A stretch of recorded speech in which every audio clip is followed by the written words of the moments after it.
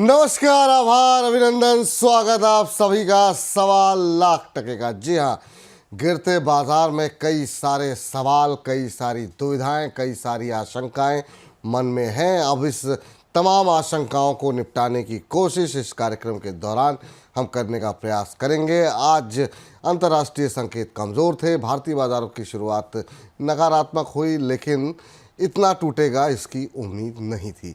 अब इस बाजार में किस तरह की रणनीति अपनाई जाए, आपके प्रश्नों के उत्तर होंगे, साथ ही साथ खबरों का खेल। जी हाँ, नतीजे लगातार आ रहे हैं, ऑर्डर्स मिल रहे हैं, ऐसे में आपके पोर्टफोलियो के शेयरों पे से जुड़ी हुई जो खबरें हैं उन पर नज़र आपको रखनी चाहिए। इस पर बातचीत करेंगे करीब 1:30 बजे के आसपास। वह हमारा खास सेगमेंट आईपीओ हो तो ऐसा। आईपीओ बाजार में आज से हलचल शुरू हो गई है, आज से आईपीओ खुल रहा है। आपको पैसे लगाने चाहिए कि नहीं, आज से आपको बता दें। इस हफ्ते जो है कई सारे आईपीओज आ रहे हैं, इनमें से किसको सब्सक्राइब करें, किसको ना सब्सक्राइब करें, ये तमाम चीज़ों पे बातचीत होगी आईपीओ है तो ऐसा सेगमेंट में। और आखिर में हमारा खास सेगमेंट यही है, सही है। तो इन तमाम चीज़ों में बातचीत होगी, लेकिन सबसे पहले बात होगी आज के खास मेहमान की। वेलकम करते हैं हमारे आज के खास मेहमान अरुण केजरीवाल जी का। अरुण सर, बहुत बहुत स्वागत आपका आज की इस चर्चा में जुड़ने के लिए। सबसे पहले तो बाजार पे आपकी टिप्पणी जानना चाहेंगे, और इस कार्यक्रम में आप पहली बार आए हैं सर। पिछली बार आपसे 10 बजे के कार्यक्रम में मुलाकात हुई थी, जब हमारे चैनल का जिस दिन पहला दिन था। सबसे पहले तो टिप्पणी आपकी बाजार पे जानना चाहेंगे। बड़े बड़े इवेंट ख़त्म हो गए, बजट निपट गया, इसके अलावा हमने देखा आरबीआई की क्रेडिट पॉलिसी निपट गई, दिल्ली चुनाव भी निपट गया, लेकिन इन सब के बीच में बाजार का दर्द कम नहीं हो रहा है। नीतीश कुमार जी हमारे दर्शक हैं, कह रहे हैं रोज़ सो करके जागो, बाजार की पिटाई देख करके सो जाओ। ये दुख कब खत्म होगा? आपकी पहली टिप्पणी बाजार पर। विपुल जी, सबसे पहले आपको और आपको सभी दर्शकों को नमस्कार।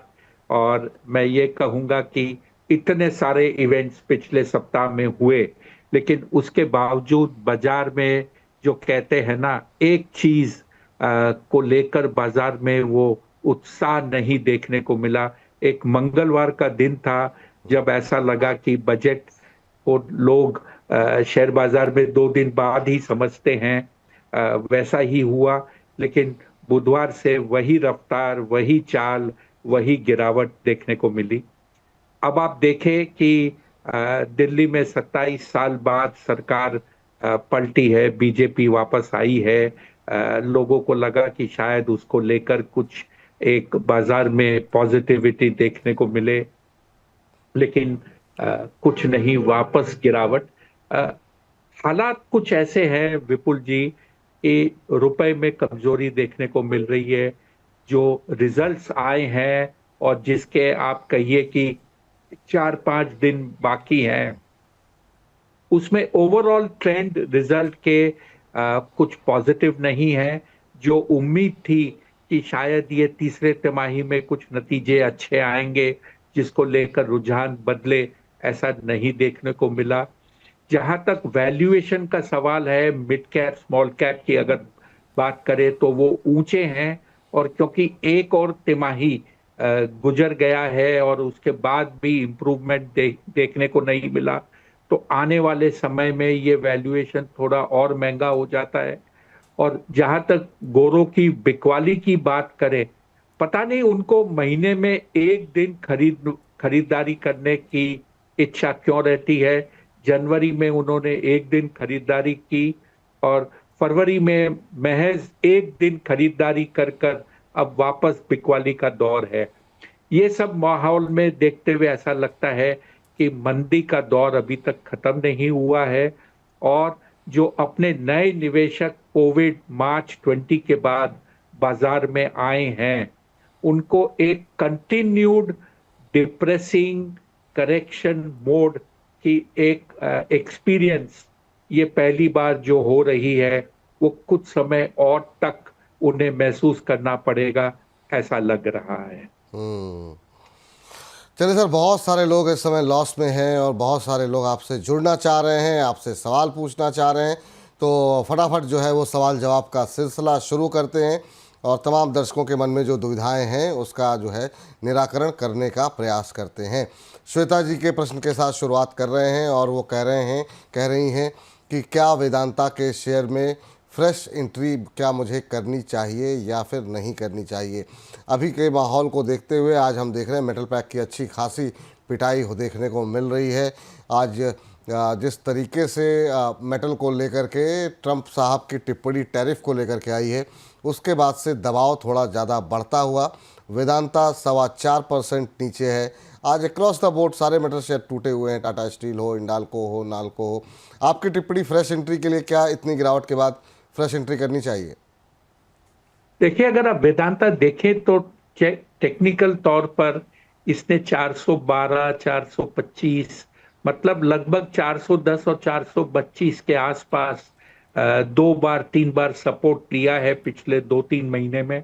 तो मेरे ख्याल से 405-10 के आसपास अगर आप फ्रेश एंट्री करते हैं तो कुछ न कुछ इसमें पैसे बनने की उम्मीद है।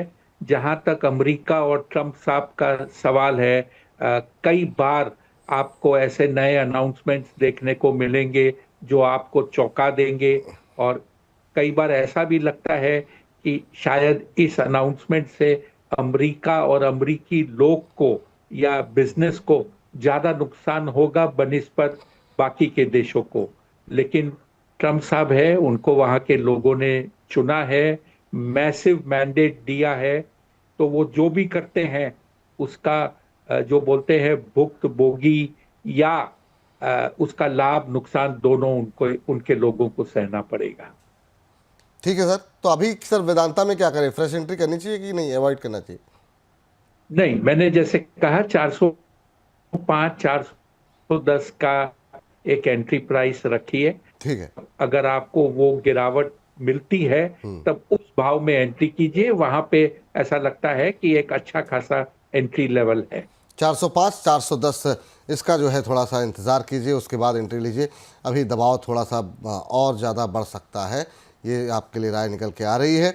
इस बीच अब आपको बता दें कि इस कार्यक्रम में हम कोशिश ये करेंगे कि अब हर रोज़ एक थीम पर आपके सभी प्रश्नों के उत्तर देने की कोशिश तो रहती है, लेकिन हर रोज़ एक थीम लेकर के आएंगे। आज हम कोशिश कर रहे हैं, और वो थीम जो होगी डिसाइड करेंगे आप लोग, जिस तरीके के सवाल हमारे पास आते हैं। आज पावर पे जो है वो कोशिश करेंगे कि जितनी पावर कंपनियां हैं, मिड कैप, लार्ज कैप, उस पर थोड़ा सा ज़्यादा फोकस, उससे जुड़े हुए सवाल पे थोड़ी ज़्यादा तरजीह हम देने की कोशिश करेंगे। बहुत सारे सवाल भी हैं हमारे पास, तो पावर से जुड़े हुए सवालों पर विशेष तरजीह रहेगी। आज की थीम पावर रहेगी। लेकिन इस बीच रामकृष्ण जी हैं पटना से, पहले उनसे बातचीत कर लेते हैं।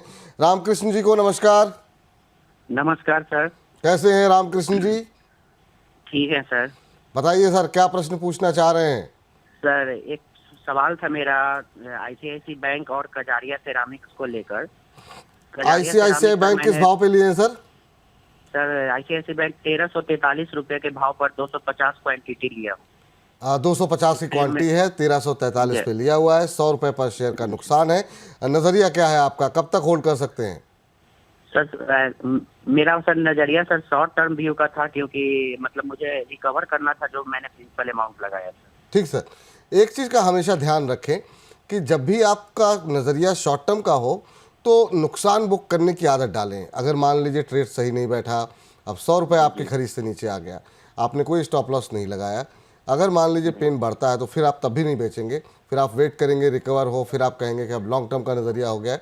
कोशिश ये कीजिए कि अगर शॉर्ट टर्म ट्रेडिंग के नज़रिए से के लिहाज से अगर आप कोई ट्रेड ले रहे हैं तो उसमें एक स्टॉप लॉस अवश्य रखें।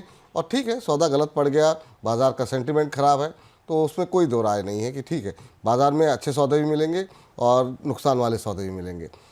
पूछते हैं अरुण सर, आईसीआईसीआई बैंक पे क्या टिप्पणी होगी? 100 रुपये पर शेयर के आसपास का नुकसान इनको हो रहा है। विपुल जी, 1200-1205 के आसपास फिलहाल ऐसा लग रहा है कि शेयर के पास एक अच्छा सपोर्ट है। क्या ये उस लेवल तक पहुंचेगा ये कहना मुश्किल है, लेकिन फिलहाल शेयर दबाव में है, ये साफ है। और ऐसा लगता है कि इस गिरावट में ये बाजार के साथ गिरेगा। अगर ये फ्रेश एंट्री वापस करना चाहते हैं, एवरेज करना चाहते हैं, तो इनको 1205, 1205 के आसपास ही करना चाहिए। अब क्योंकि 100 रुपए का लॉस हो चुका है, इन्हें या तो ये एक फ्रेश एंट्री की लेवल समझकर यहाँ पे एवरेज करना चाहिए। अगर ये एवरेज नहीं करना चाहते हैं तो एक स्टॉप लॉस रख सकते हैं कि जिसके बाद अगर शेयर और गिरता है तो इन्हें इस पोजीशन से निकल जाना चाहिए। ठीक है सर, जो लेवल्स बताए गए हैं उसका ध्यान आपको रखना चाहिए, ये आपके लिए सलाह है। इस बीच हमारे एक दर्शक हैं कमालुद्दीन साहब, और ये कह रहे हैं कि एनटीपीसी के शेयर हैं, 20% का इनको लॉस हो गया है, और कह रहे हैं प्लीज़ बताएं सर क्या करें, स्टॉप लॉस मुझे क्या रखना चाहिए। तो एनटीपीसी पे सवाल है। एनटीपीसी और एनएचपीसी दोनों ले लेते हैं क्योंकि आज की थीम हमने पावर रखी हुई है। पहले जरा एनटीपीसी की बात कर लेते हैं। आज 2% के आसपास की गिरावट एनटीपीसी के शेयर में देखने को मिल रही है। 2-2.25%, 310 का लेवल देखने को मिल रहा है। पिछले 6 महीने में करीब 21-22% का नेगेटिव रिटर्न यहाँ पर देखने को मिला है। एनटीपीसी सर, एनटीपीसी ग्रीन के अलग होने के बाद भविष्य आपको क्या लग रहा है? अभी ये 20% के लॉस में बैठे हुए हैं।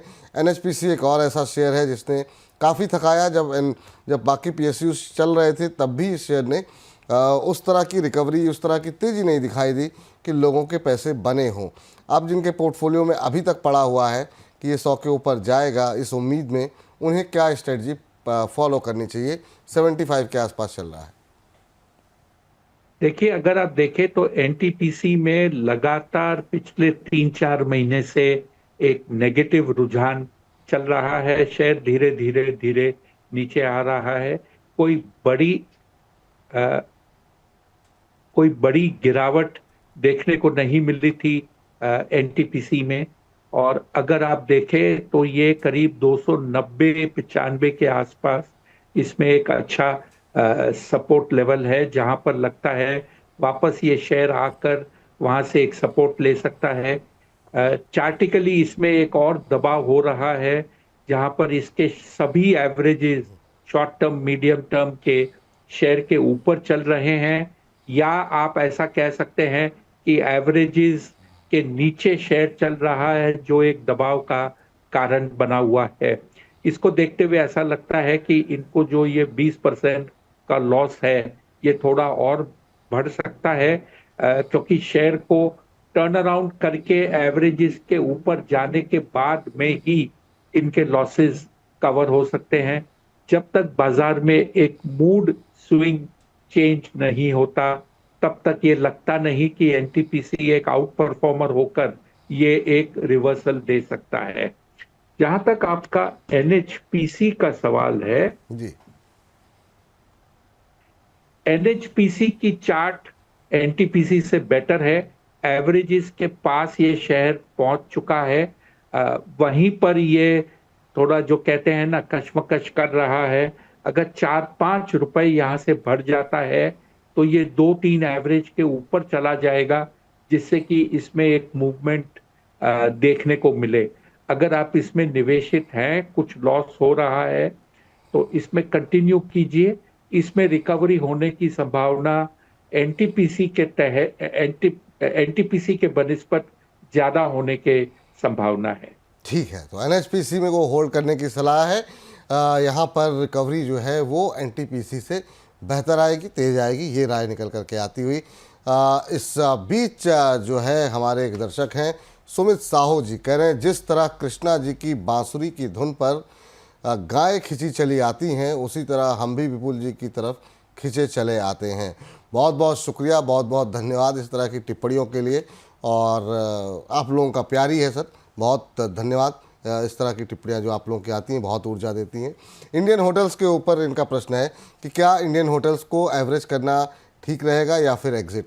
सर, आजकल जो कंजम्पशन स्टोरी की थीम हमने देखा कि जिस पर फोकस रहा इस बजट का, उसके तहत, और टूरिज़्म पर भी काफ़ी फोकस रहा। अभी हम देख रहे हैं महाकुंभ चल रहा है। कैसे आप देख रहे हैं इंडियन होटल्स को और ओवरऑल होटल सेक्टर को, इस पूरे टूरिज़्म को ध्यान में रखते हुए, खासतौर से जो रिलीजियस टूरिज़्म चल रहा है? आपकी टिप्पणी क्या होगी सर इंडियन होटल्स को लेकर के? क्या अभी एवरेज करना इनके लिए सही रहेगा? सर, इंडियन होटल ने एक जो गिरावट आई थी उससे एक रिकवरी की है। एवरेजेस के आसपास आकर सपोर्ट भी ले रहा है, और जो पिछला लो था उससे शेयर में एक बहुत बड़ी मूवमेंट आई थी। जो आप होटल इंडस्ट्री की बात कर रहे हैं, अच्छी खासी वृद्धि रूम रेट में देखने को मिली है। ऑक्यूपेंसी रेट में भी बहुत ज्यादा वृद्धि हुई है। ये जो इनकम टैक्स में छूट दी गई है और लगभग 70-80 हजार रुपए की एक एनुअल छूट जी टैक्स पे को मिलेगा, उसको देखते हुए ऐसा लगता है कि टूरिज्म, बिजनेस, ये सभी में जो बढ़ोतरी होगी, होटल शहरों को फायदा देखने को मिलेगा। इनकी खरीद प्राइस क्या थी वो मुझे पता नहीं है, लेकिन मान लीजिए कि इन्होंने जो उछले स्तर हुए थे उसी के आसपास भी अगर शेयर लिए हैं, तो यहाँ पर जब भी इनको लगे कि शेयर एक थोड़ा सा संभल चुका है, या कोई दिन जब बाजार में गिरावट देखने को मिलती है इंडियन होटल में, ये इसको एवरेज कर सकते हैं। शॉर्ट टर्म में इसमें एक अच्छा खासा मूवमेंट आने की संभावना बन रही है। चलिए, तो ये रहा है ओवरऑल होटल इंडस्ट्रीज पे, खासतौर से इंडियन होटल पे निकल के आती हुई। गोपाल जी हमारे साथ अगले दर्शक हैं फोन लाइन पे सवाल पूछने के लिए। गोपाल जी को नमस्कार। नमस्कार विपुल जी। नमस्कार गोपाल जी, कैसे हैं, कहाँ से बोल रहे हैं, पहले तो ये बताइए। मैं गुजरात से, भावनगर से बोल रहा हूँ। भावनगर गुजरात से बोल रहे हैं। केम छो सर, सब मजा में? मजा में। आपको नए चैनल के लिए बहुत बहुत बधाई। थैंक यू सर, बहुत बहुत धन्यवाद। आप भावनगर से बोल रहे हैं और ये आपकी जिम्मेदारी है कि बोनस का भाव जो है वो भावनगर के अंदर बना रहे, ज़्यादा से ज़्यादा लोगों तक बोनस को पहुंचाइए, सब्सक्राइब कीजिए और बाकी दोस्तों से भी करवाइए। बताइए क्या सवाल है आपका।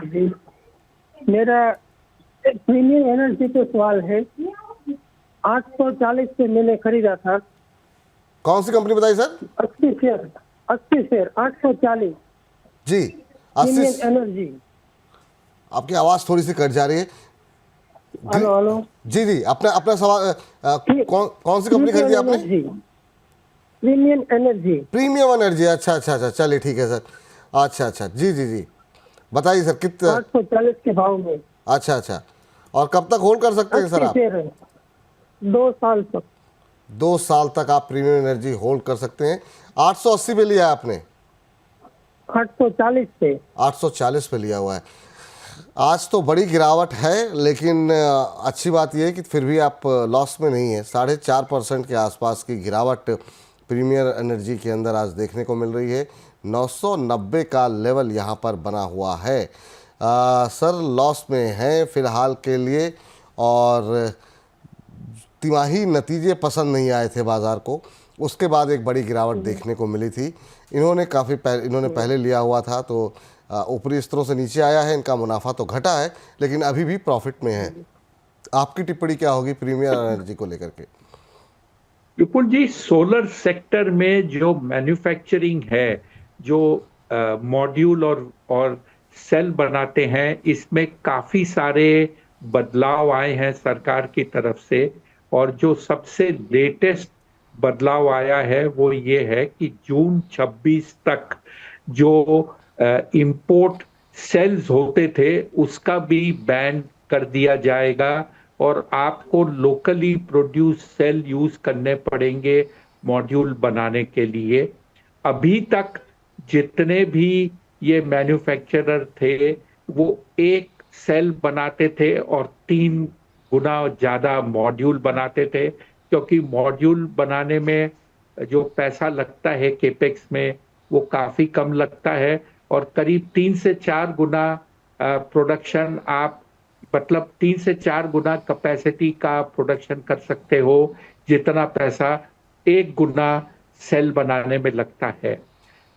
ये सब चीज को देखते हुए और जिस हिसाब से बड़े बड़े प्लांट्स आ रहे हैं, मेरे ख्याल से पिछले 3-4 दिन में टाटा समूह का एक बड़ा प्लांट चालू हुआ है तमिलनाडु में, जो अभी तक का सबसे बड़ा सिंगल यूनिट प्लांट चालू हुआ है। ये सबको देखते हुए एक तरह से खलबली मची है, चाहे वो प्रीमियर एनर्जी हो, वारी एनर्जी हो। 1500 का इश्यू प्राइस 3700-3800 होकर करीब 2000 के आसपास आ चुका था। आपको प्रॉफिट हो रहा है, आपको एक स्टॉप लॉस रखकर ट्रेड करना चाहिए, जिससे कि ऐसा ना हो कि आप लॉस में चले जाएं। स्टॉप लॉस आपके ऊपर, आपको तय करना है कि आपको मिनिमम क्या प्रॉफिट चाहिए। अगर शेयर रिकवर करता है तो कोई तकलीफ नहीं, स्टॉप लॉस को बढ़ाते जाइए, नहीं तो वो स्टॉप लॉस हिट होने पर आपको शेयर से निकल जाना चाहिए। फिलहाल मॉड्यूल और सेल बनाने वाले को ये वोलेटिलिटी जब तक अमेरिका क्या करेगा सोलर को लेकर तय नहीं होता, थोड़ी सी शार्प मूवमेंट होने की संभावना है। ठीक है सर, चलिए फिर आए प्रीमियर एनर्जी पे निकल करके आती हुई। जब तक स्पष्टता अमेरिका से नहीं होती है तब तक इस तरह के उतार चढ़ाव का सामना आपको करना पड़ेगा। इस बीच हमारे एक दर्शक हैं आदर्श पांडे जी, उन्होंने जो है हमारे इस चैनल को 100 रुपये भेजे हैं और इनका प्रश्न सर दो है। एक तो ये कि अदानी ग्रीन के शेयर इनके पास हैं जो कि इन्होंने 1302 पे लिए हुए हैं। दूसरा रिलायंस इंडस्ट्रीज़ के शेयर हैं वो 1276 पे ले रखे हैं और ये जानना चाह रहे हैं कि अभी मुझे क्या करना चाहिए।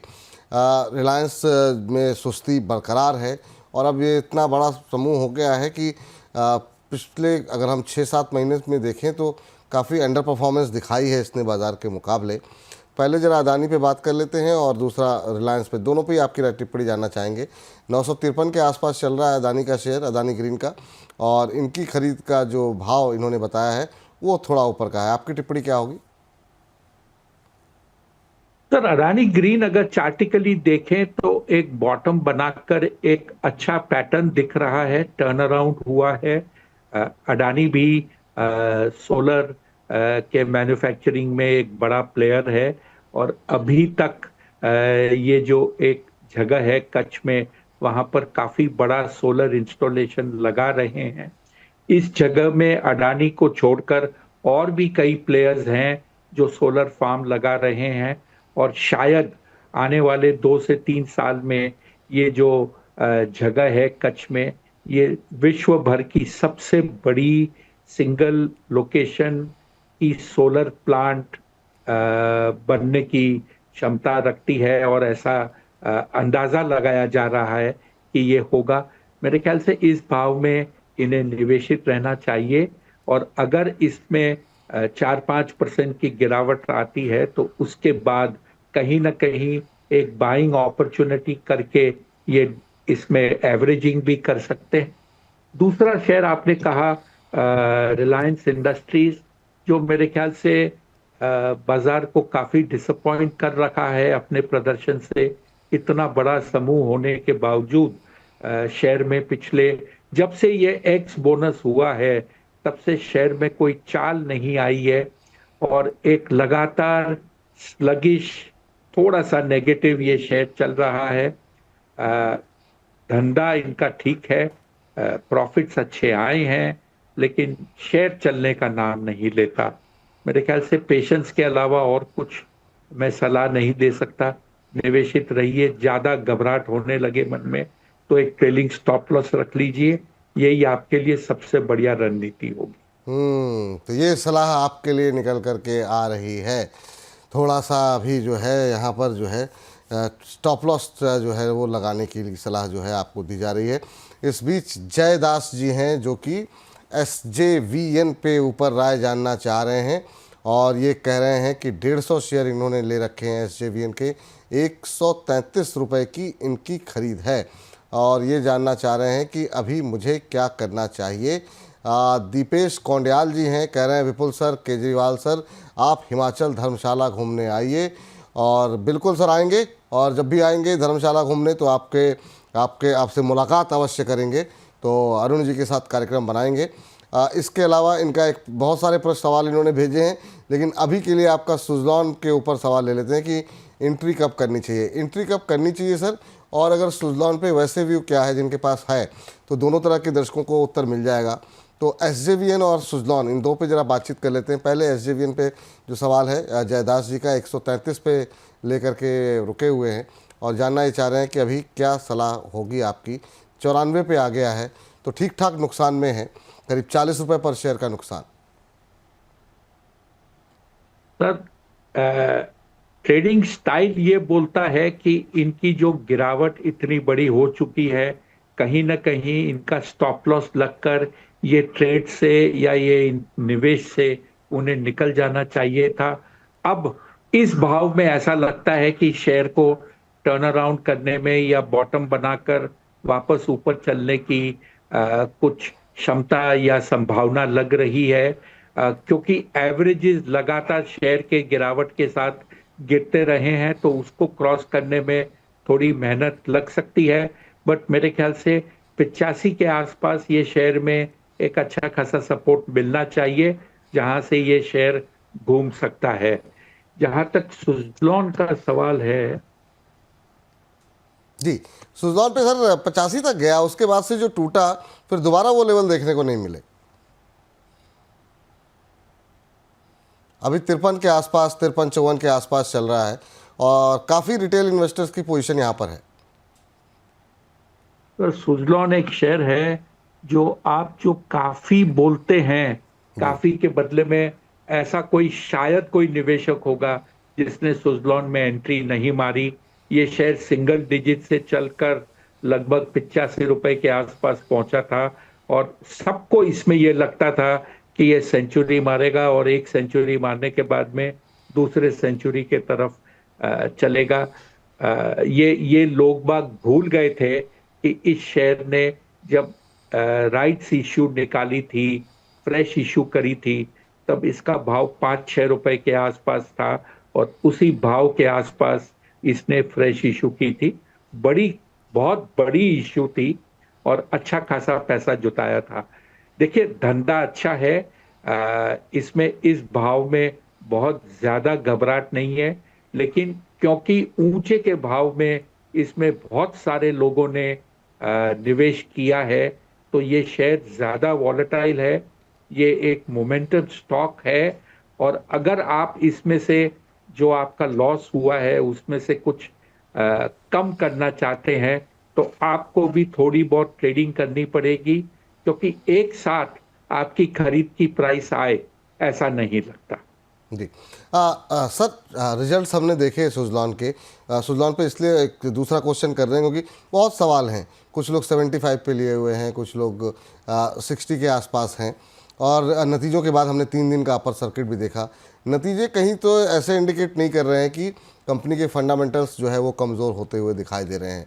तो क्या एवरेजिंग की सलाह रहेगी क्या यहाँ पर आपकी, जो आप ट्रेडिंग का जिक्र कर रहे हैं? सर बिल्कुल ठीक कहा आपने। तो इसमें ऐसा है, 46-47 के आसपास इसमें आप थोड़ा सा एवरेजिंग कर सकते हो। वो एवरेज करने के बाद में मान लीजिए आपको शेयर मिल जाता है, फिर थोड़ा सा ट्रेडिंग कीजिए। 10-12-15 रुपए जब शेयर बढ़ता है तो कम से कम जो आपने लिया है उसे बेचिए। उस प्रॉफिट से आपकी एवरेज कॉस्ट जो बैलेंस रहेगी वो कम हो सकती है, क्योंकि जैसे मैंने कहा मोमेंटम शेयर है, इसमें वॉल्यूम अच्छा खासा होता है और क्योंकि वैल्यू छोटी है, इसमें लोग बाग बड़ी क्वांटिटी से ट्रेड करते हैं, जिसका आप एडवांटेज ले सकते हो। ठीक सर, बिल्कुल। चलिए, इस बीच चलते हैं सीधे सुल्तानपुर उत्तर प्रदेश से। हमारे साथ जुड़ चुके हैं दिलीप कुमार साहब। दिलीप जी को नमस्कार। दिलीप जी सुन पा रहे हैं? नमस्कार जी, सुन पा रहे हैं? हाँ जी सर, नमस्कार। कैसे हैं आप? नमस्कार जी, नमस्कार। बढ़िया सर, बढ़िया सर। बढ़िया है, चलिए बहुत अच्छी बात है सर। और बताइए कैसे लग रहे हैं हमारे बोनस के कार्यक्रम आपको? बहुत अच्छे सर लग रहे हैं, बहुत डेली सर देखते हैं आपका कार्यक्रम। Thank you sir. क्या सवाल है सर आपका? सर ये आईपीओ आया डैम कैपिटल ट्रांसल लाइटिंग, ये सर मेरे पास होल्डिंग है। ये डैम कैपिटल की 20,000 की है और ट्रांसल वो 21,000 की। इसमें सर हो रहा लास्ट, क्या करना चाहिए उनको? कब कौन कंपनी, एक बार फिर से रिपीट कर देंगे सर जरा? Dam capital, dam capital. Dam capital, चलिए ठीक है। वैसे कोशिश हम ये करते हैं, मुझे चाहूँगा प्रोड्यूसर साहब भी इस बात को गौर करें कि जो आईपीओ से जुड़ा हुआ सवाल है उसको हम जो है आईपीओ वाला जो हमारा सेगमेंट है उस पर हम प्रश्नोत्तर का उत्तर देते हैं। लेकिन ठीक है, आपका सवाल आया, आपसे बातचीत हो रही है, आपके प्रश्न का उत्तर हम अवश्य दिलाते हैं। अभी कितना नज़रिया, क्या नज़रिया है सर आपका? अभी 6 महीने का नज़रिया सर मेरा। 6 महीने के आसपास। सर हाल की लिस्टिंग है डैम कैपिटल को लेकर के, ये जानना चाह रहे हैं कि अभी क्या करना चाहिए। 5-6 महीने अभी और होल्ड कर सकते हैं, होल्ड करना चाहिए या नहीं इन्हें? विपुल जी, इन्होंने मुझे लगता है बाजार में लिस्टिंग होने के बाद लिया है, इसके लिए इन्हें लॉस हो रहा है, क्योंकि शेयर उसके बाद गिरा है। अगर इन्हें शेयर लगा था तो उनको एक अपॉर्चुनिटी मिली थी नफे में निकलने के लिए, क्योंकि शेयर ऊपर लिस्ट हुआ था। फिलहाल अगर आप देखें तो इसका भाव इशू प्राइस से थोड़ा नीचे अवश्य आया है, लेकिन कोई बहुत ज्यादा फर्क नहीं है। 295 रुपए का भाव कल था। इन्होंने क्या भाव में खरीदा है ये शेयर? किस रेट पे लिया सर आपने? सर एक मिनट अभी मैं बता रहे हैं, एक मिनट जी सर। मैंने लिया है डैम कैपिटल, ये सर जी 434 में लिया है, 434। ये लिस्टिंग के बाद लिया आपने? जी जी। अच्छा अच्छा ठीक है, पहले सलाह ले लिया कीजिए। सर 434 पे लिया हुआ है इन्होंने? सर इन्होंने लगभग जो पहले दिन जो हाई किया था उससे थोड़ा नीचे लिया है, और उसके बाद ये शेयर नीचे गिरा है। अक्सर आपके शो पर मैं और अन्य जो गेस्ट आते हैं वो ये कहते हैं कि पहले दिन दूसरे दिन शेयर को चेज मत कीजिए, ये खतरे से खाली नहीं है, लेकिन ये उसके शिकार हुए हैं। बस शेयर में लेना है, नया शेयर आया है, ये मेरे पोर्टफोलियो में आज के आ जाना चाहिए।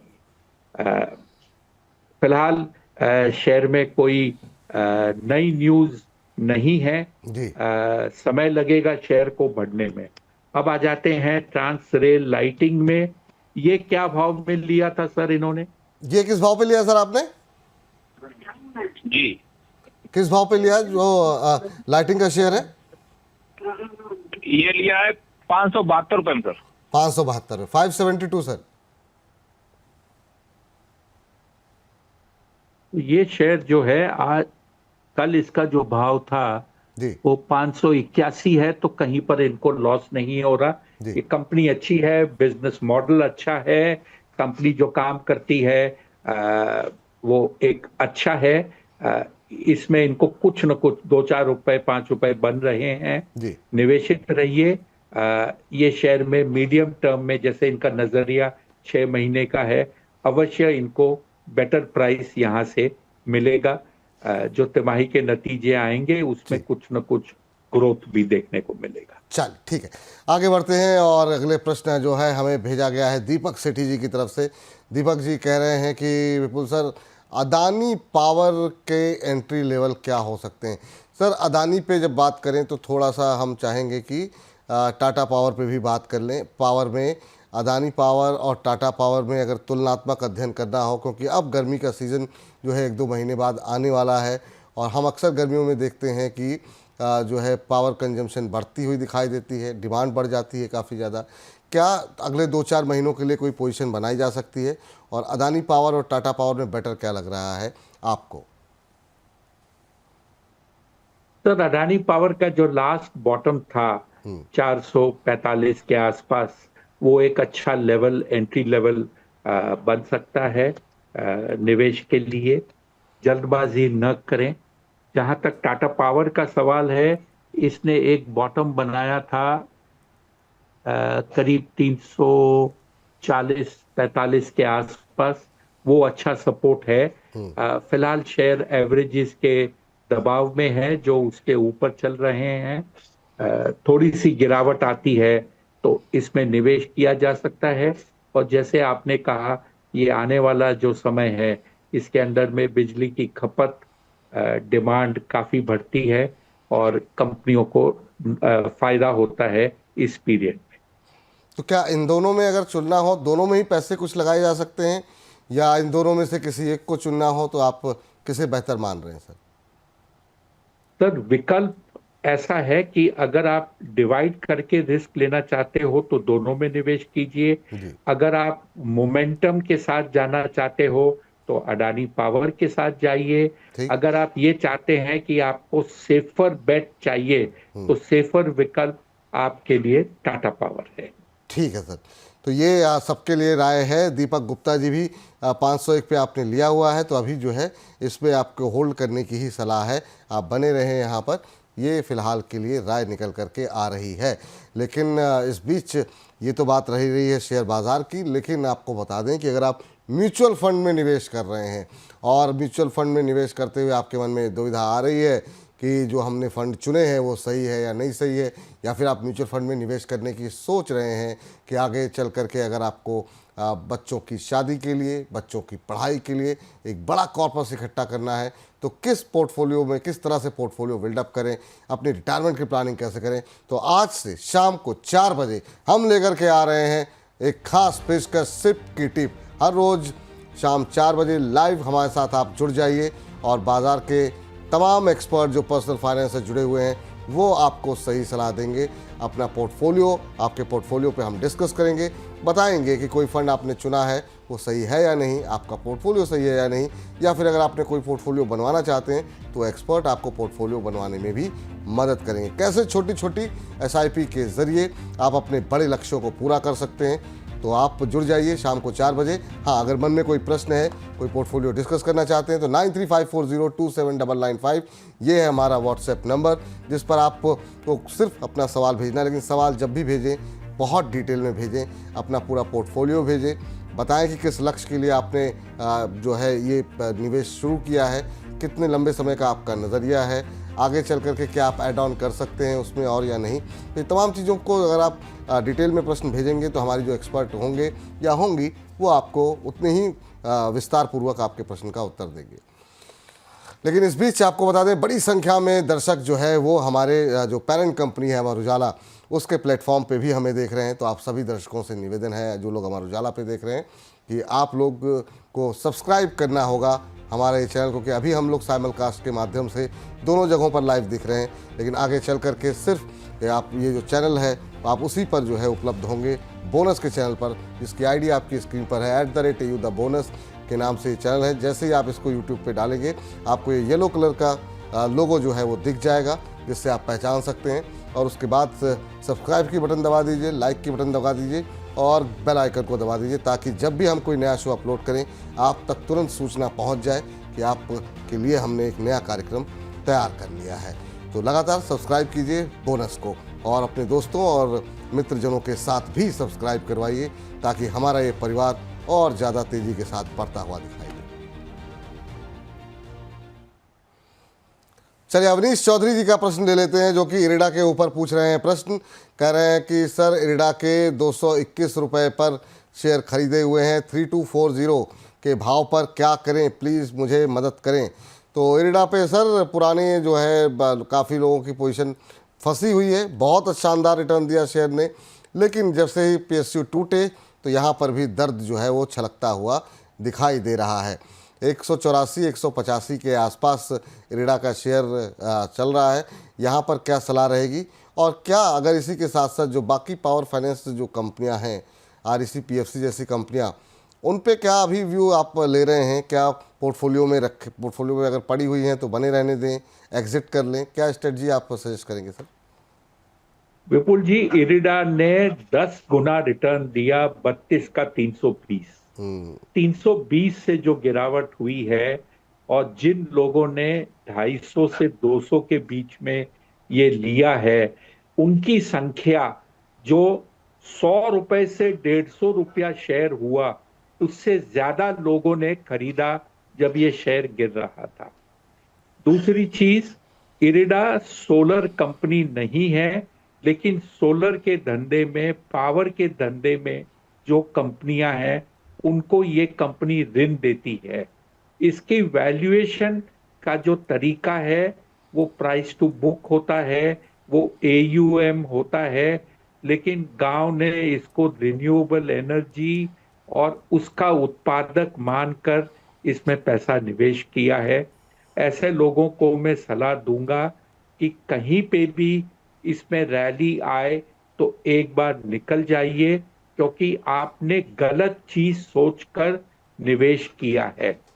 अगर आप इसके साथ जो इसके छोटे भाई बहन हैं REC और PFC से कंपेयर करें तो वो आज भी इरिडा से सस्ते हैं, और वहां पर निवेश करने में थोड़ा फायदा आज भी हो सकता है। तो मान लीजिए आप इरिडा को बेचकर REC या PFC लेते हैं, तो शायद संभले हुए बाजार में भी आपको कुछ न कुछ रिकवरी हो सकती है। इरिडा में एक और न्यूज है, जो इसका एक फ्रेश फंड रेज आने वाला है। इस कंपनी को पैसा और चाहिए, इसे सरकार से मंजूरी मिली है कि वो नया पैसा रेज कर सकती है बाजार से।